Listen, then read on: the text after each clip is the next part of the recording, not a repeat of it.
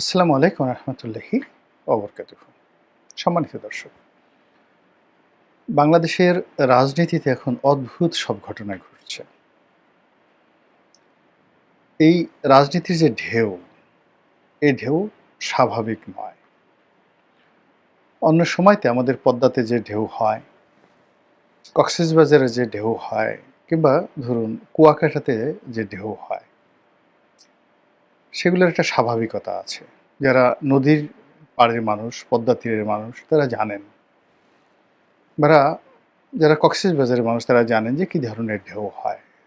তো একইভাবে আমরা যারা রাজনীতির অঙ্গনের একজন সাধারণ কর্মী, আমরা এখানে রাজনীতির যে স্বাভাবিক রিদম, গতি এবং প্রকৃতি, যে ধরনের শব্দ এবং এখানকার যে আবহাওয়া, প্রকৃতি দেখে আসছি সেই স্বাধীনতার পর থেকে আজ অবধি, সব কিছু এলোমেলো হয়ে গেছে ঝড়ো হাওয়ার কারণে, রাজনীতির সুনামির কারণে। এখন সমুদ্রের মধ্যে পুকুরের মতো ঢেউ, শান্ত নীরব সমুদ্র, আর সমুদ্রের ঢেউ চলে এসেছে পুকুরের মধ্যে।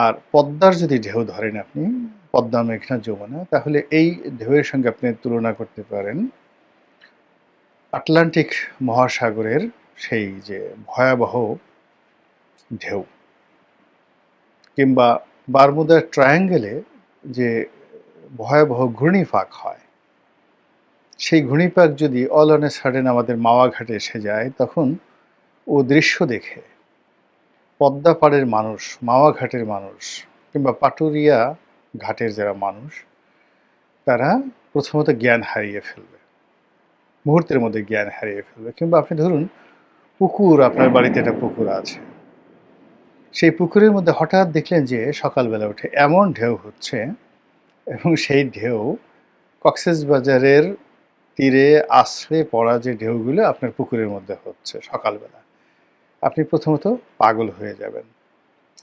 জাস্ট 4-5 মিনিটের মধ্যে আপনার মস্তিষ্ক এলোমেলো হয়ে যাবে। তো এখন বাংলাদেশের রাজনীতিতে এমন সব ঘটনাগুলো ঘটছে, সেই ঘটনায় যারা সাধারণ রাজনীতিবিদ, এই আমাদের মধ্যে যারা বিশ্লেষক, তাদের মাথা এলোমেলো হয়ে গেছে।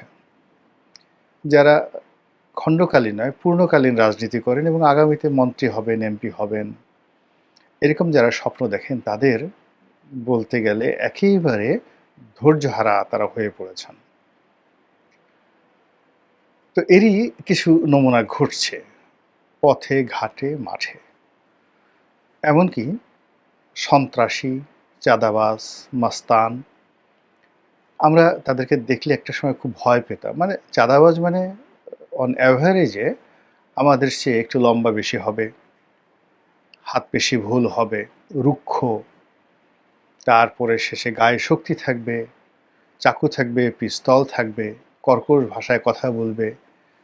কিন্তু এখন কি হলো, দেখা গেল 6 ফুট একজন শক্তিশালী মানুষ দোকানদারি করছে, তার কাছে এসে চাঁদা দাবি করলো 3 ফুট উচ্চতার একজন ছেলে। একেবারে 6 ফুট যে মানুষটি, সে একটা ধাক্কা দিলে সে পড়ে যাবে। আর এই যে খুদে চাঁদাবাজ, সেই খুদে চাঁদাবাজের ভয়ে 6 ফুট বা 6 ফিট উচ্চতার যে মানুষটি থর করে কাঁপতে কাঁপতে মুহূর্তের মধ্যে তার উচ্চতা 2 ফিটে সে নামিয়ে আনলো। অর্থাৎ সে 3 ফুট উচ্চতার চাঁদাবাজের পায়ের উপর সে পড়ে গেল। এ দৃশ্য মানে কেমন হয়, যে ধরেন সুন্দরবনের রয়্যাল বেঙ্গল টাইগার, সেই রয়্যাল বেঙ্গল টাইগার হাঁটাচলা করছে, পথে একটা ছাগলের সঙ্গে তার দেখা হয়েছে।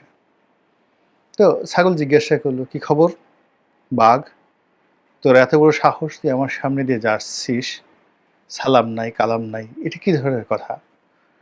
বাঘ যদি মুহূর্তের মধ্যে ছাগলের পায়ের উপর পড়ে যায়, হাউমাউ করে কান্নাকাটি শুরু করে, হুজুর ভুল হয়ে গেছে, এই যাত্রায় ক্ষমা করে দেন, আর কখনো এই ভুল হবে না, এরকম একটা দৃশ্য যদি আপনি ক্যামেরায় ধারণ করেন এবং সেটি আপনি দেখতে থাকেন, কি ধরনের একটা অনুভূতি আপনার হবে? ঠিক একই অনুভূতি এখন রাজনীতিতে চলে এসেছে।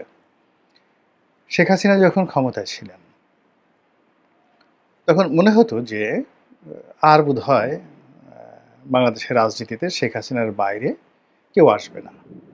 শেখ হাসিনার ইন্তেকালের পর তার সন্তান আসবেন, তার মেয়ে আসবেন, তার ছেলে আসবেন, নাতি আসবেন, পুতি আসবেন। এভাবে যে কত বছর চলবে, আমাদের সারা জীবন এই আওয়ামী লীগের গানে টানতে টানতেই আমাদের চলে যাবে। কিংবা ধরুন ২০০১ থেকে ২০০৬ পর্যন্ত 1/11-এর সময়টিতে আমাদের মনে হতো যে বেগম জিয়া, তারেক রহমান এর বাইরে আসলে পৃথিবী নেই।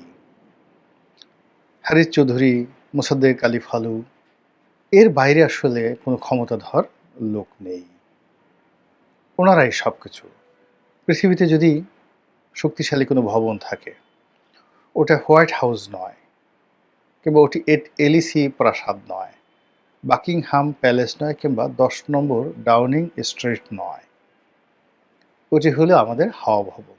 বাংলাদেশের হাওয়া ভবন পৃথিবীর সবচাইতে শক্তিশালী একটি ভবন।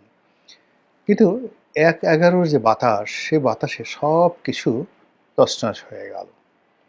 যারা ক্ষমতায় এলো তারা শেখ হাসিনাকে ধরে ফেললো, খালেদা জিয়াকে ধরে ফেললো। ধরার পর তারা বলল যে আমরা কোনো চুনোপুঁটি ধরি না, আমাদের কাজ কারবার হলো সব রাঘব বোয়ালদের সাথে। আর এই দৃশ্য দেখে আমাদের অন্তরাত্মা কেঁপে গেল। আমরা ভয়ে কম্পমান হয়ে ভাবতে থাকলাম, এও কি সম্ভব? তো এই যে স্মৃতি, সেই স্মৃতি গত ১৫ বছরে আমরা ভুলে গেছি। ভুলে যাওয়ার পর শেখ হাসিনার পর আবার নতুন যে স্মৃতি আসছে, এখন যাদের হাতে ক্ষমতা তাদেরকে আমরা শেখ হাসিনার চাইতেও বেশি ভয় করি, বেশি সমীহ করি। এখন আমাদের সন্তানসম যে সকল রাজনৈতিক নেতা এই মুহূর্তে দাপিয়ে বেড়াচ্ছেন, সেটা জনাব নাহিদ মহোদয় হন, জনাব সার্জিস আলম সাহেব হন, হাসনাত আবদুল্লাহ সাহেব হন, অথবা অন্য যারা আছেন, আসিফ মাহমুদ, সজীব ভুঁইয়া, তাদেরকে দেখলে আমাদের মনে হয় ওনারা এক একজন রাজনীতির হিমালয়।